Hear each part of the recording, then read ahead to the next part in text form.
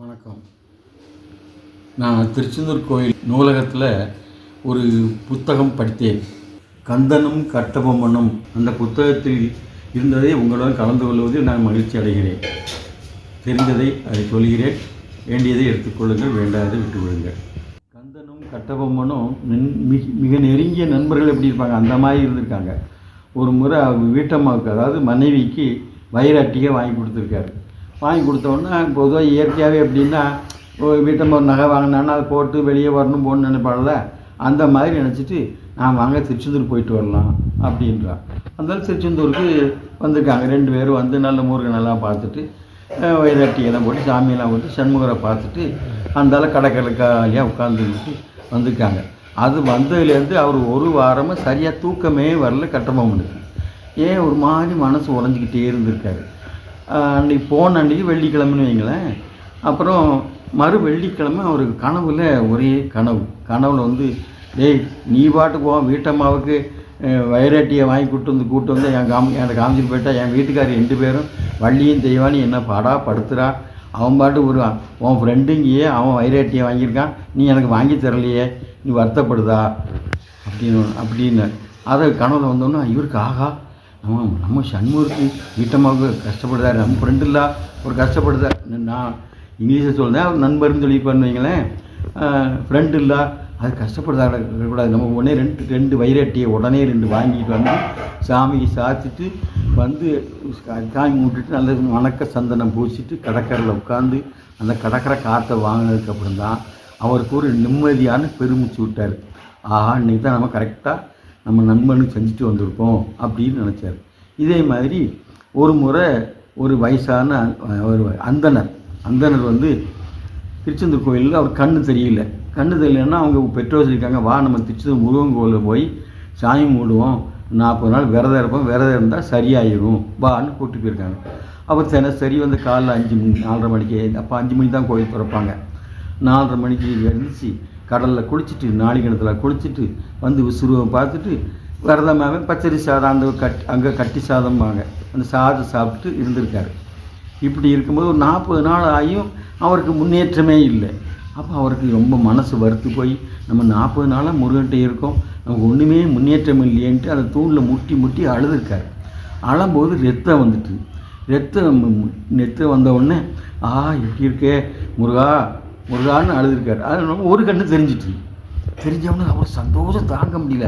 முருகா நீ எனக்கு கண்ணு தெரிஞ்சிட்டு ஆனால் ஒரு கண்ணு தான் தெரிஞ்ச உடனே அவருக்கு, எப்பா கொடுத்தா 2 கண்ணையும் ஒன்றா கொடுக்க மாட்டேடே அப்படின்ட்டு ரொம்ப வருத்தப்பட்டிருக்காரு.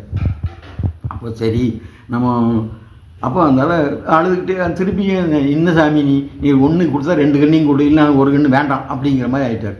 அதனால் அவர் அப்போ ஒரு வயசானவர் சொல்லியிருக்காரு, எப்பா அவசரப்படாதவங்கெல்லாம் நல்லதே நடக்கும் அப்படின்னு சொல்லியிருக்காரு. சரி, அன்றைக்கி ராத்திரி படுத்துருக்கும்போது நைட் கனவுல, எப்பா உனக்கு ஒரு கண்ணு கொடுத்துட்டேன், இன்னொரு கண்ணு என் ஃப்ரெண்டு ஒருத்தன் கட்டபொம்மன்னு இருக்கான், அவங்ககிட்ட போய்க்கல அவன் தருவான் அப்படின்ட்டார். அப்படியா, சரி எங்கே இருக்கான்னா பாஞ்சாலங்குறிச்சியில் இருக்கான், போய் பாரு அப்படின்ட்டார். இவர் பாஞ்சாலங்குறிச்சிக்கு இவர் நேராக போயிருக்கார். போனோன்னா அப்போ தான் கரெக்டாக 12 மணி உச்சிக்கால தீபாவளி முடிஞ்சு உச்சிக்கால சாமி கும்பிட்டுட்டு அவர் வெளியே வரப்போகிறார். அப்போ போனோன்னா யாரோ ஒரு அந்தனர் உங்களை பார்க்க வந்திருக்காரு அப்படின்னு. அந்தால அப்படியா, சரி வாங்க பார்ப்போன்ட்டு, ஐயா என்ன வேணும்னு, இந்த மாதிரி நான் திருச்செந்தூரில் போனேன், எனக்கு 2 கண்ணும் தெரியாமல் இருந்தது, முருகன் வந்து ஒரு கண்ணாக கொடுத்தான், ஒரு கண்ணை என் நண்பன் இருக்கான் கட்டபொம்மன், அவனுடைய வாங்கிக்கோ அப்படின்ட்டாரு. அப்போ நீங்கள் தருவீங்களா? நான் தான் சொன்னேன், ஐயா எனக்கு அந்த வைத்தியம்லாம் தெரியாதேன்னு. சரி அதெல்லாம் சொல்லலையா, உங்களை தான் பார்க்க சொல்லியிருக்காரு, நீங்கள் தந்தால் தாங்க, தரலைன்னா நான் போகிறேன். இல்லை வேண்டாம் போரு, நான் உனக்கு இன்றைக்கி ஒரு நாள் இங்கே தங்கி இருந்து மறுநாள் தங்க வச்சுருக்காரு. மறுநாள் காலையில் 12 மணிக்கு தீபாராதனை பூஜை, சாமி திருச்செந்தூர் கோயிலில் பூஜை ஆகும். பூஜை ஆன உடனே நான் வந்து இங்கே சாமி மூடுவேன், வாங்க பார்ப்போம்ன்ருக்கார்.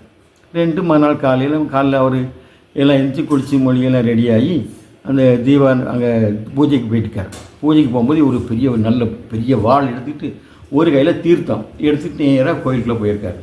எல்லாம் பூஜையெல்லாம் முடிஞ்ச உடனே பூஜை முடிஞ்சிட்டு அந்த தீர்த்தத்தை எடுத்து தண்ணி தெளிச்சிருக்கார். தண்ணி தெளித்து, இப்போ நீங்கள் முருகனை நினச்சி கண்ணை திறங்க அப்படின்னு இருக்கார். முருகனை நினச்சி கண்ணை திறந்த உடனே அவருக்கு கண்ணு தெரிஞ்சிட்டு அவருக்கு ஆச்சரியம் தாங்க முடியல.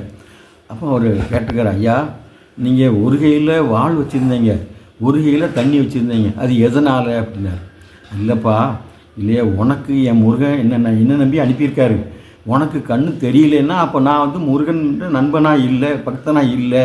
அப்போ நான் உயிர் வாழக்கு தகுதி இல்லை, இந்த வாழை வெட்டி செத்துடலான்னு நினச்சிக்கிட்டு இருந்தேன். ஆனால் நான் சொன்ன உடனே உனக்கு தண்ணியை தெளித்தோடனே உனக்கு கண்ணு வந்துட்டுதே. அப்போ என் நண்பன் தான், முருகன் என் நண்பன் தான் அப்படின்னு சந்தோஷம்னு அவருக்கு தாங்க முடியல. அப்போ அவருக்கு நிறைய பொண்ணும் பொருள்லாம் கொடுத்து நீ செல்வா இருங்கன்னு சொல்லி நான் வாழ்த்தி அனுப்புனார். இந்த 2 கதையும் நான் கொஞ்சம் ஏற்றி இறக்கமாக சொன்னாலும் இந்த புக்கு வந்து நான் ஒரு கந்தனும் கட்டபொம்மன்னு ஒரு புக்கு படித்தேன். இந்த புத்தகம் எங்கே கிடச்சிதுன்னா திருச்செந்தூர் கோயிலில் செந்திலாண்டவனும் கட்டபொம்மனும் அப்படின்னு ஒரு புக்கு படித்தேன். அந்த புக்கில் இருந்த படித்ததை தான் உங்கள்கிட்ட சொல்லியிருக்கேன். இன்னும் 2 கதை இருக்குது. அப்புறம் 2 நாளைக்கு கட்டபொம்மன் மேலே பாசமாகவும் இருந்தார். ஆனால் அதே மாதிரி கட்டபொம்மனை ஒரு நேரத்தில் நீ நான் வழக்கப்படி தான் நடக்கணும் அப்படின்னு சொல்லியிருக்காரு. அந்த கதையை நான் 2 நாள் கழித்து கொண்டு சொல்கிறேன். முருகன் முடிச்ச எல்லாருக்கும் நல்லா இருக்கணும், நீங்களும் நல்லா இருக்கணும், பார்க்குறவங்க நல்லா இருக்கணும், எல்லோரும் நல்லா இருக்கணும். வாழ்க வளமுடன், செந்திலாண்டன் துணை.